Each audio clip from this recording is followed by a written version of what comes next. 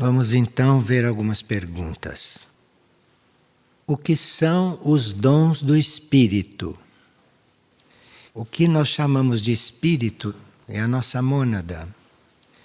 E os dons do espírito são aqueles com os quais nós já nascemos. Nós encarnamos já com esses dons, porque eles são da mônada.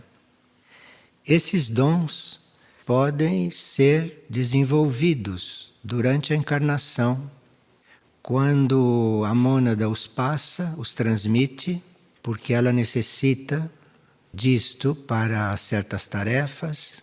Então, à medida que a mônada vai passando esses dons, cabe ao ser consciente ir desenvolvendo, ir aplicando. E esses dons são ampliados à medida que nós os aplicamos.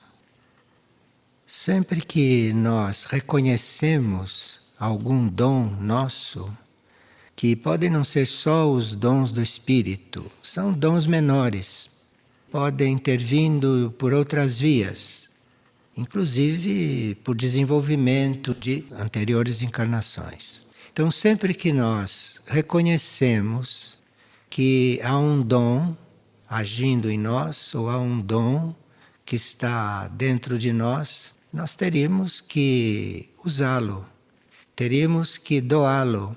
Isto é, teríamos que ter sempre um contato com o nosso mundo interior, um contato com o nosso ser interno, porque ele pode ter alguns dons que estão lá, em arquivo, aguardando eventualmente uma necessidade maior ou aguardando uma oportunidade para serem empregados.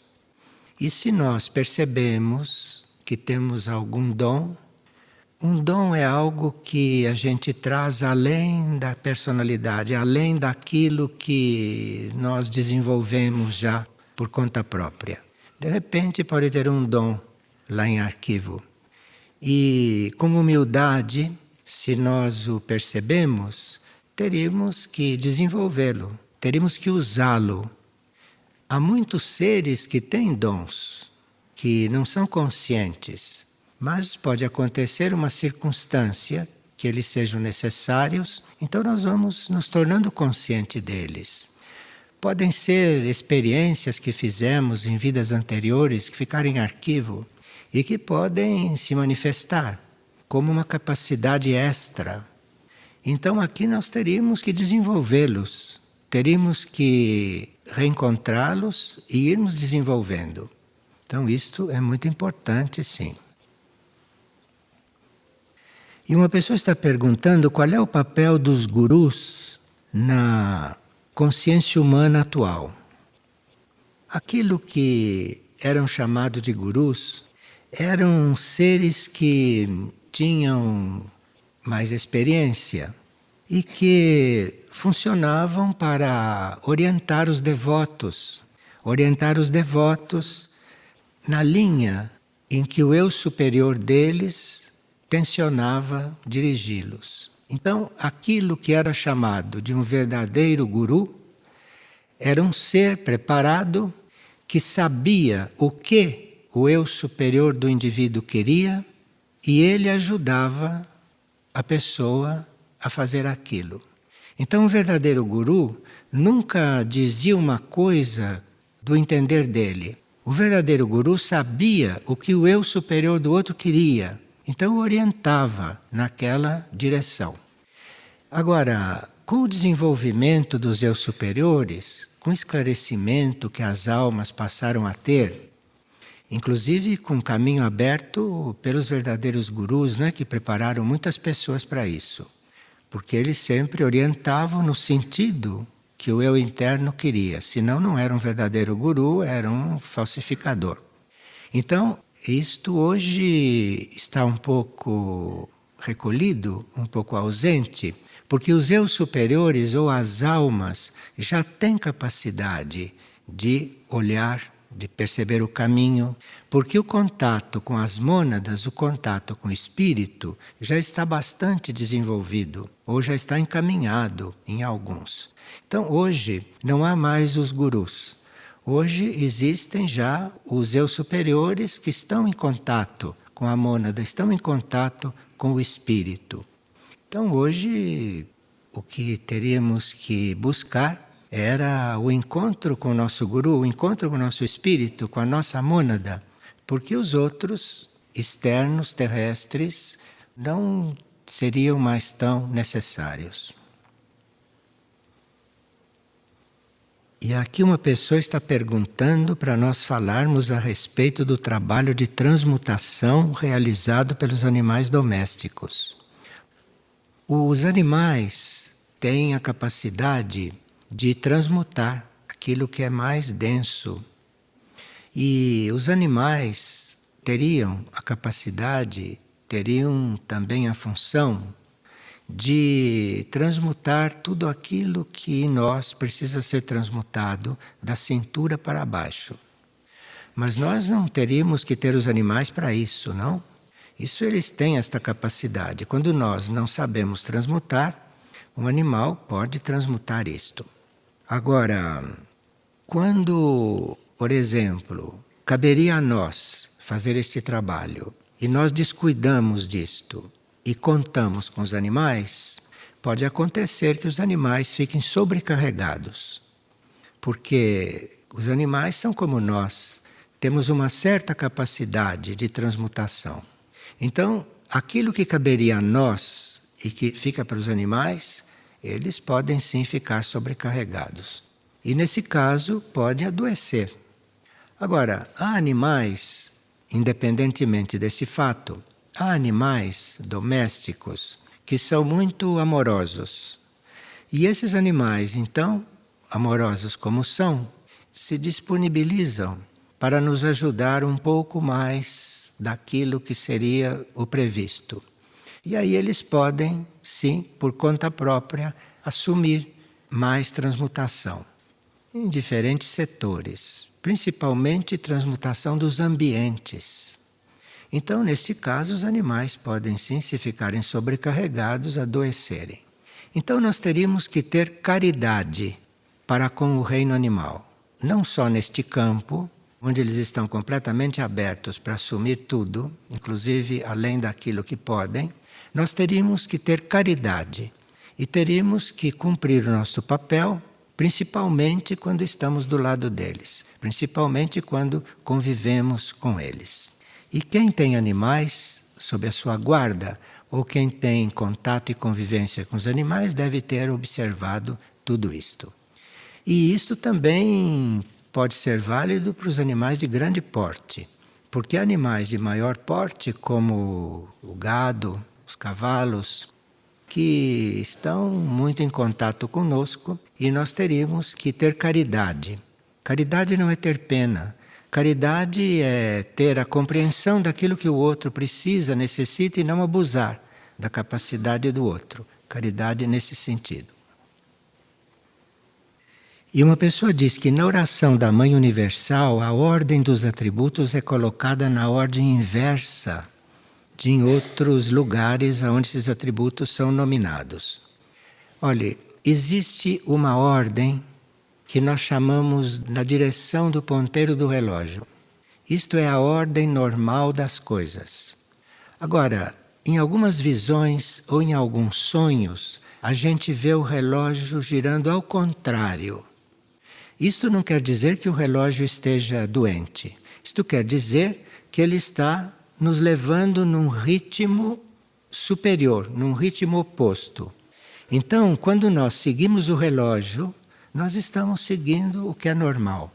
E quando estamos seguindo o relógio andando ao contrário, nos sonhos, nas visões ou subjetivamente, estamos numa situação especial.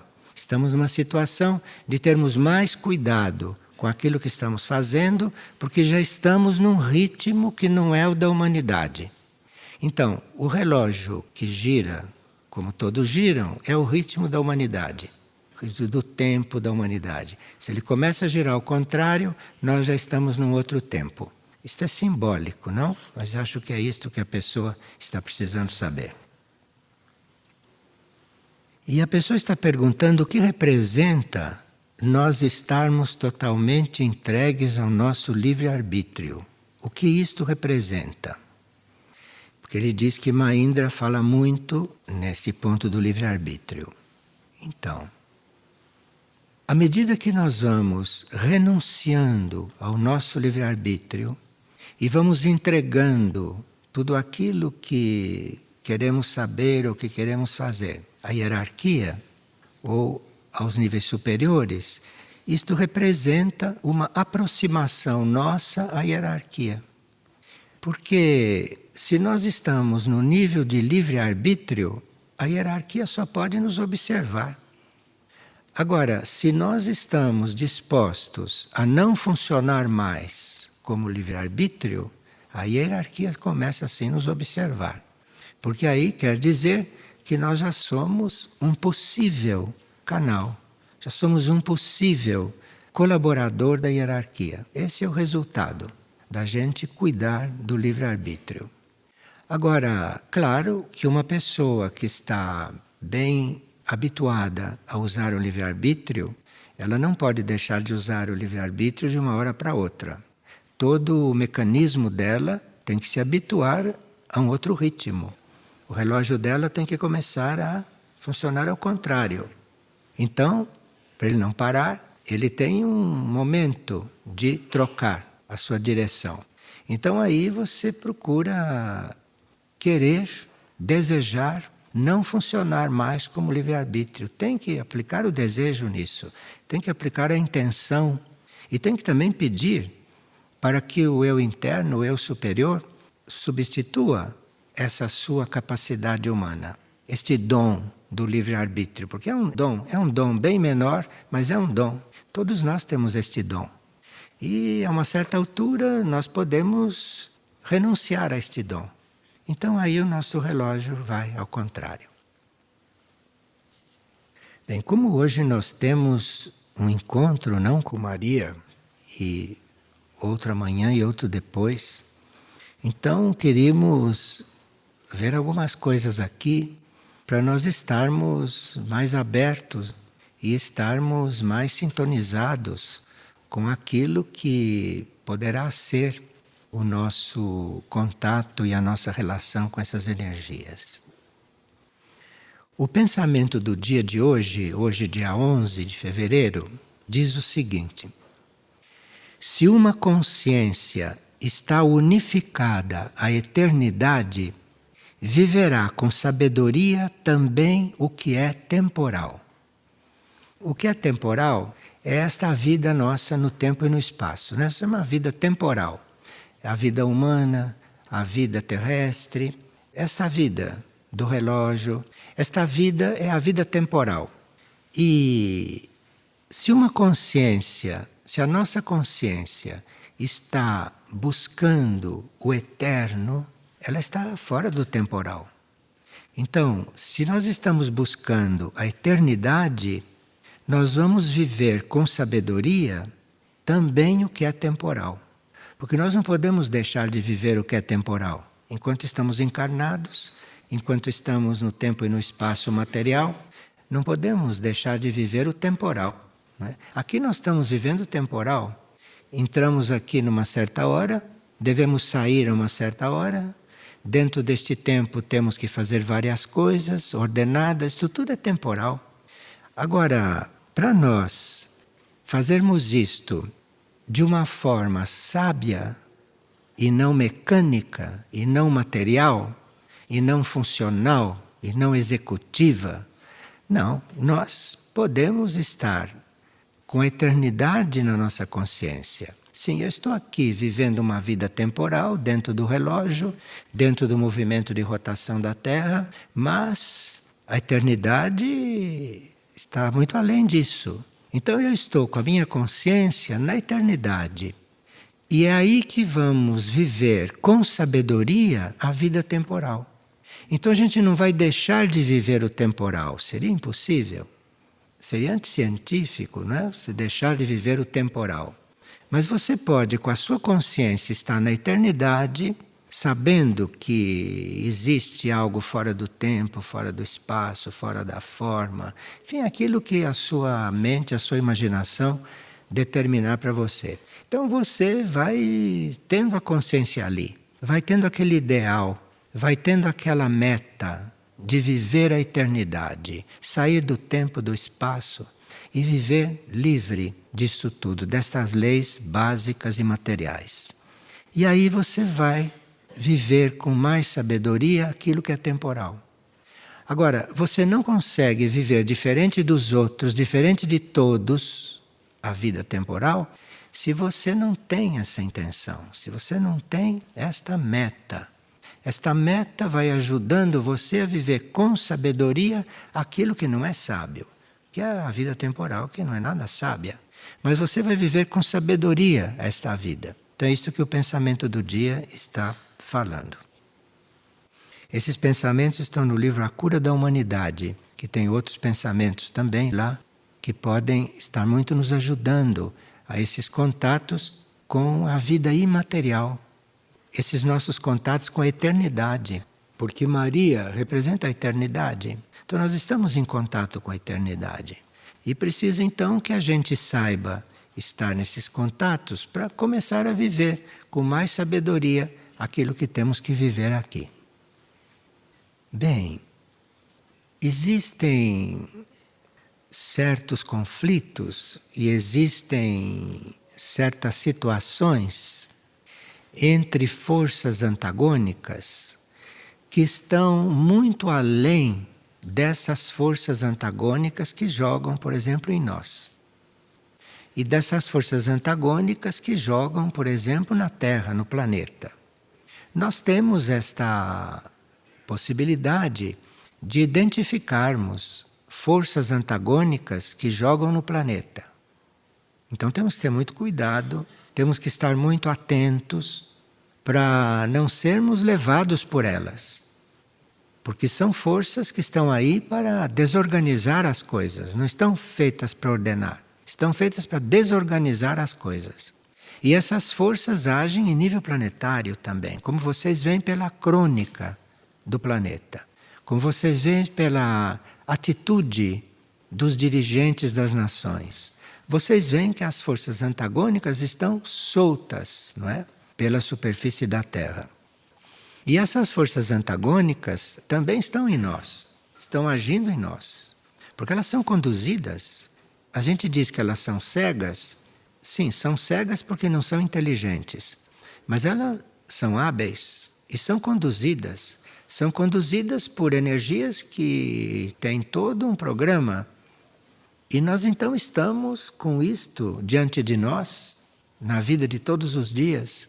Estamos vendo isso lá no céu, não podemos estar vendo porque não temos a visão de Maria. Não temos a visão celeste, não temos a visão naquele nível. Mas sabemos que isto existe. Tanto assim que em 1987, quem estava em Buenos Aires deve se lembrar deste fato. Em 1987, houve uma explosão no espaço, no céu. Ninguém sabia o que aconteceu, mas houve uma explosão que abalou Buenos Aires.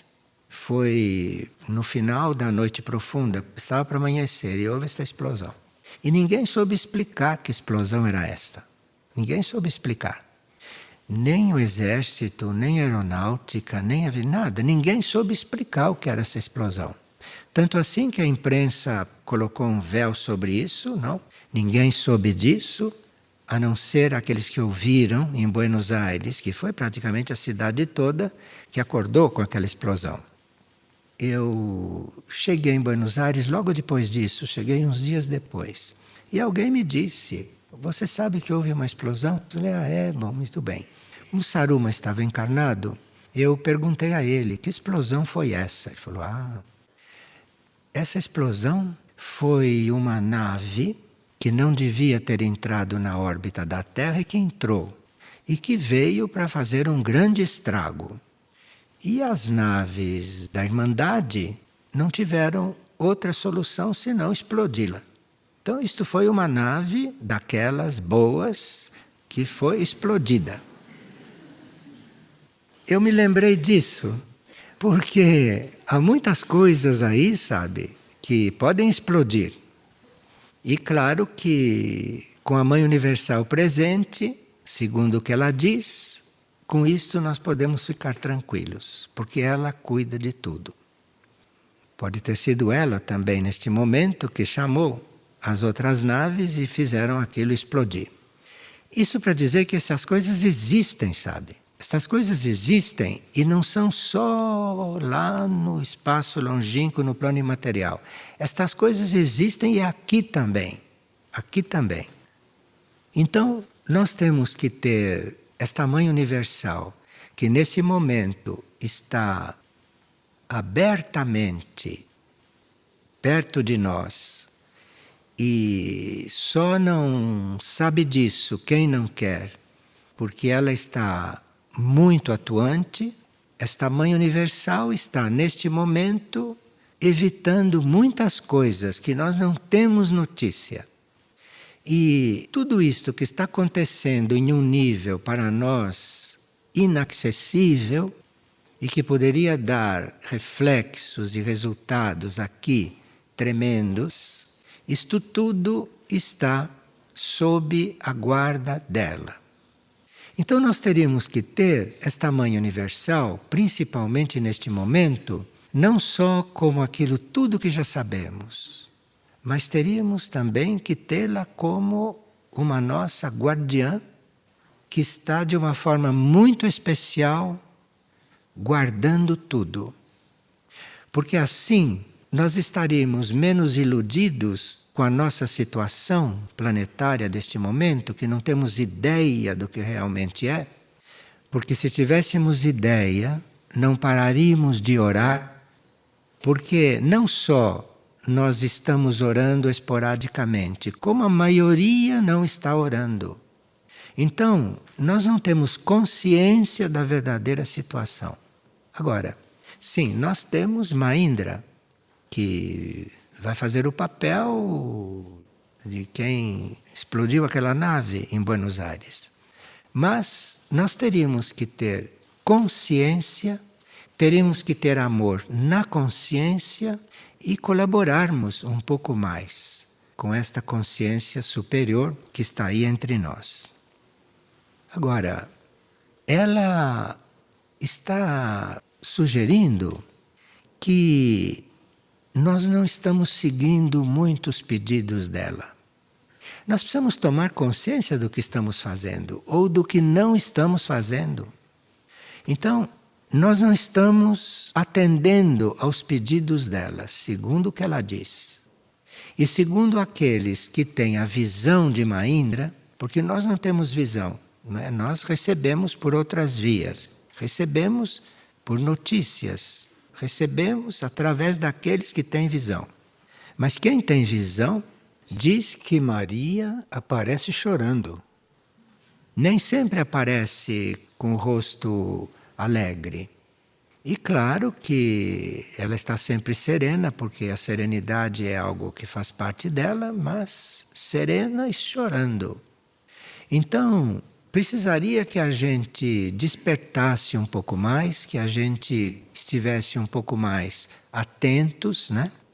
Porque, segundo o que ela disse numa comunicação, os anjos estão trabalhando com ela. E por que será que nós não estamos trabalhando com ela?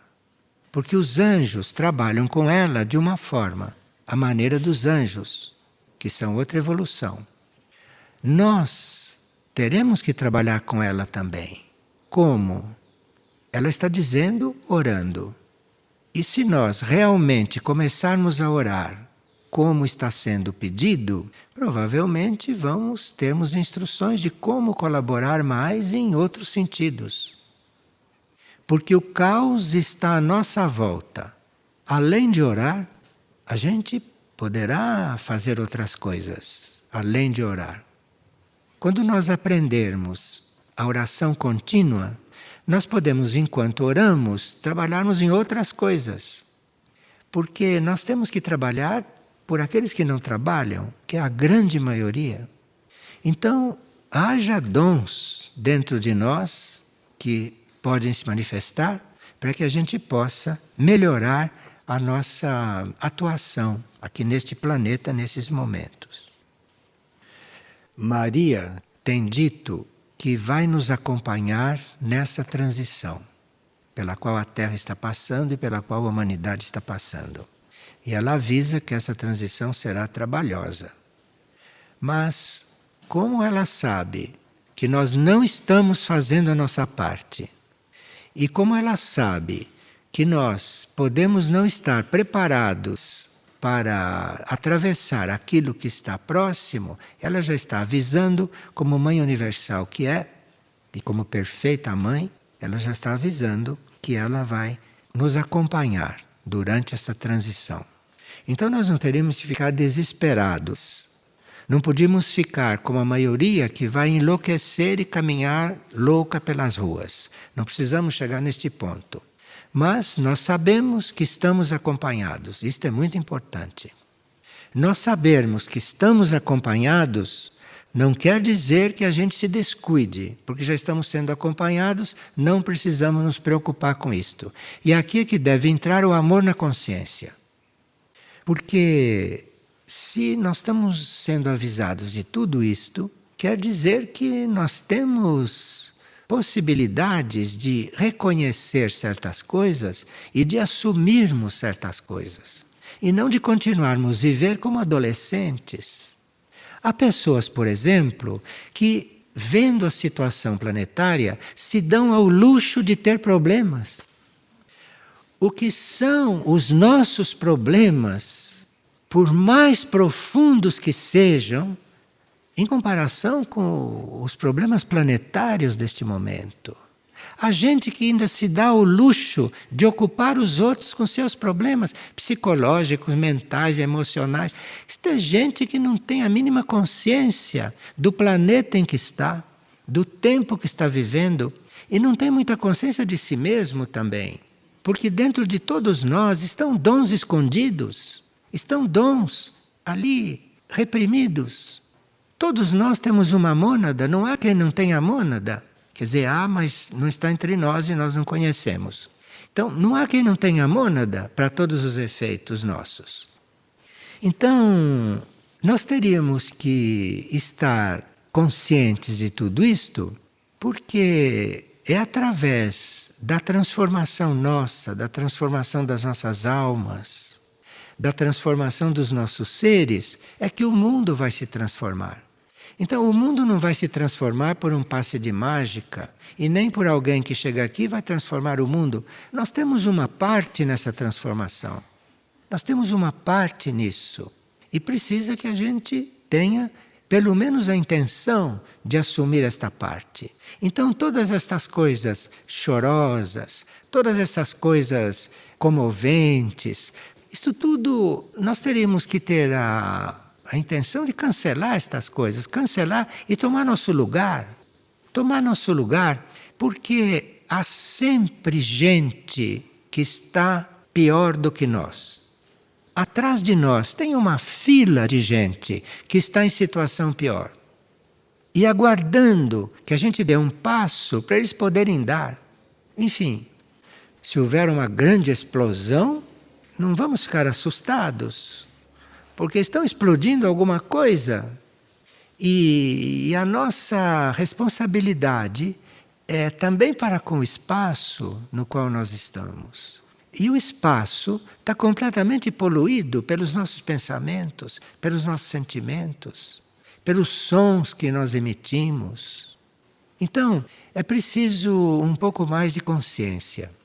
E se nós assumimos esse trabalho na consciência, Maria, quando se faz presente, vai poder trabalhar outras coisas conosco. Então, nós estamos diante de uma oportunidade que significa sermos trabalhados em coisas que não merecemos, que não sabemos o que é, que mesmo com o karma que temos, com as dívidas que temos, vamos ser trabalhados. Precisaria que nós estivéssemos um pouquinho mais puros diante desta oportunidade. E não tão mentais, e não tão interesseiros, não tão utilitaristas. Precisaríamos dar alguns passos. E existe no ar uma condição para isto acontecer. Existe no ar. Existe neste momento, inclusive, um signo que está harmonioso com tudo isto. Um signo material que está harmonioso com tudo isto. E nós teríamos que então estarmos um pouco mais conscientes e disponíveis para estarmos diferentes nesta aparição. Porque cada um de nós tem um papel. Acontece que não cumprimos, ou cumprimos 30%, como dizem os cálculos da hierarquia. Nós cumprimos a nossa tarefa quando cumprimos 30%. Mesmo aqueles que cumprem, é 30%. Aí então nós teríamos que estar um pouco mais à altura daquilo que nos está sendo oferecido. E eu estou dizendo isto porque sei que Maria está aí para muito mais. E não sei se está conseguindo fazer. Porque uma parte depende de nós. E isto é uma questão nossa de consciência.